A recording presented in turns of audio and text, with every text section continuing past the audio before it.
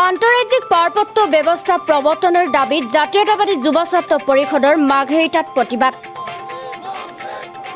প্ৰতীকী check gate স্থাপন কৰি অসম অৰুণাচল সীমান্তৱৰ্তী নামদাং বিবিস্থান মাজৰ সমীপত এই প্ৰতিবাদী কাৰ্যসূচী ৰূপায়ণ কৰে। তিনিচুকীয়া জিলা সমিতিৰ সৌজন্যত মাঘেৰিটা আৰু তিৰাপ, জাগুন, ডিগবৈ, পেঙেৰি, বৰডুমছা আঞ্চলিক সমিতিৰ উদ্যোগত অতি শীঘ্ৰে আন্তঃৰাজ্যিক পাৰপত্ৰ প্ৰৱৰ্তনৰ দাবীত আজিৰ এই প্ৰতিবাদী কাৰ্যসূচী গ্ৰহণ কৰে সংগঠনটোৱে।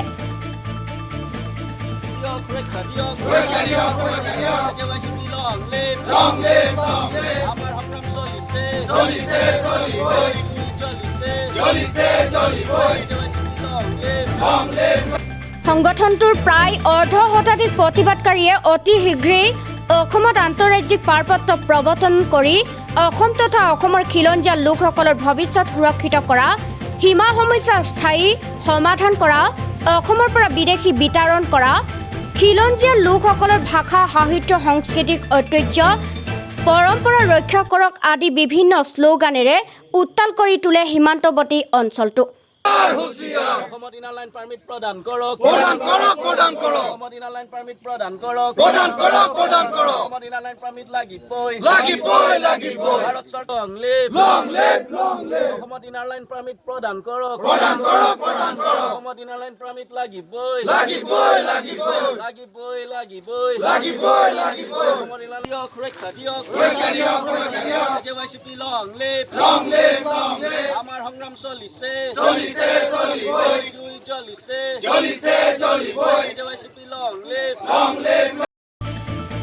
আজিৰ এই প্ৰতিবাদী কাৰ্যসূচীত অসম জাতীয়তাবাদী যুৱ ছাত্ৰ পৰিষদৰ কেন্দ্ৰীয় যুটীয়া সম্পাদক সুৰজিৎ মৰাণ, তিনিচুকীয়া জিলাৰ ভাৰপ্ৰাপ্ত সভাপতি যদু সোণোৱাল,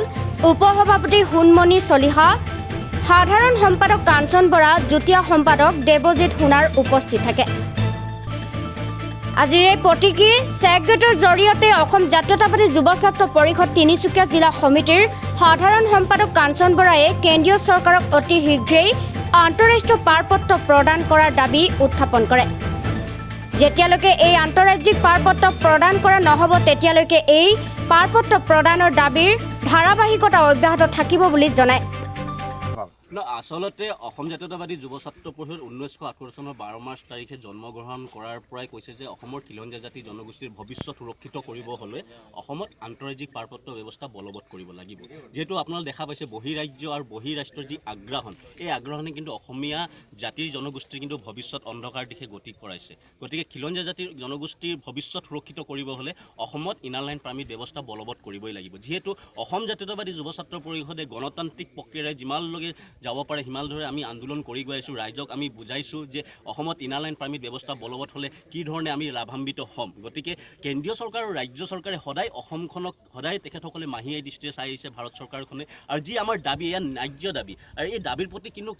কিঞ্চিত মানুহ তেখেতসকলে সঁহাৰি জনোৱা পৰিলক্ষিত হোৱাই নাই। তদানীন্তন কংগ্ৰেছ চৰকাৰ দিনৰেই হওক বা শাসনাধিষ্ঠ বিজেপি চৰকাৰ দিনতো কিন্তু আমি অসম জাতীয়তাবাদী যুৱ ছাত্ৰ পৰিষদে কৈ আহিছোঁ যে ভৱিষ্যত সুৰক্ষিত কৰিব হ'লে, খিলঞ্জীয়াৰ সকলো দিশতে সুৰক্ষিত কৰিব হ'লে কিন্তু এই যি অসমত ইনাৰ লাইন পাৰমিট ব্যৱস্থা অতি শীঘ্ৰে বলবৎ কৰিব লাগিব। যি আগ্ৰাসন, এই আগ্ৰাসন ৰোধ তেতিয়াই হ'ব পাৰিব। তেতিয়াহে আমাৰ যি ধৰণে আজি দেখা পাইছে অসমৰ বিভিন্ন ধৰণৰ সীমা সমস্যা গা কৰি দিছে, অন্যান্য সমস্যা গা কৰি দিছে, বিভিন্ন দিশতে অসমখনত সদায়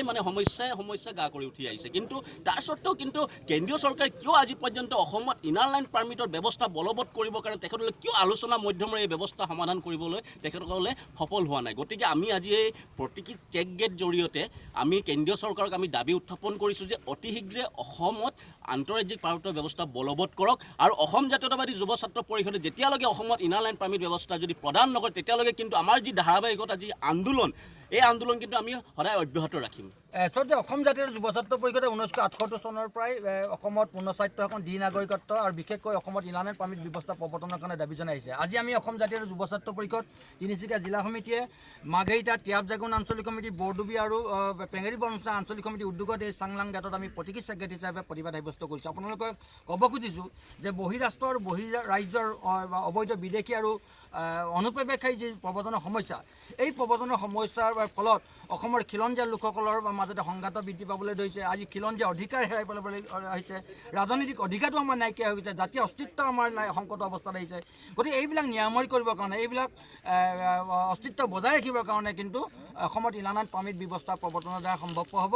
গতিকে আমি শীঘ্ৰে অসমত ইনান এণ্ড পাৰ্মিট ব্যৱস্থা কৰিবৰ কাৰণে আমি দাবী জনাইছোঁ উদাহৰণ দিব খুজিছোঁ যে মিজোৰাম আৰু অৰুণাচলত এই ব্যৱস্থা থকাৰ কাৰণে ইনান এণ্ড পাৰ্মিট ব্যৱস্থা থকাৰ কাৰণে তেওঁলোকৰ জাতীয় অস্তিত্ব ৰক্ষা কৰিব পাৰিছে গতিকে অসমতো ইনান এণ্ড পাৰ্মিট ব্যৱস্থা কৰিবৰ কাৰণে আমি দাবী জনাইছোঁ যিহেতু 1863 চনৰ বেংগলিস্তান পইণ্টাৰ ৰেগুলেশ্যন এক আধাৰত অৰুণাচলৰ মিজোৰাম চৰকাৰে ইনান এণ্ড পাৰ্মিট ব্যৱস্থা পাইছিল গতিকে সেই আধাৰতে সেইখন আইনৰ আধাৰতে অসমতো ইনান এণ্ড পাৰ্মিট ব্যৱস্থা কৰিব লাগে গতিকে আমি কেন্দ্ৰীয় চৰকাৰ ৰাজ্য চৰকাৰক আমি ক'ব খুজিছোঁ যে অসমৰ জাতীয় অস্তিত্ব ৰক্ষা কৰিবৰ কাৰণে খিলঞ্জীয়া অধিকাৰ খিলঞ্জীয়াৰ ভূমি অধিকাৰ পাবৰ কাৰণে ইনান এণ্ড পাৰ্মিট ব্যৱস্থা প্ৰৱৰ্তন হ'ব লাগিব গতিকে শীঘ্ৰে অসমত ইনান এণ্ড পাৰ্মিট ব্যৱস্থা কৰিবৰ কাৰণে অসম জাতীয়তাবাদী যুৱ ছাত্ৰ পৰিষদে কেন্দ্ৰীয় আৰু ৰাজ্য চৰকাৰক আমি দাবী জনাইছোঁ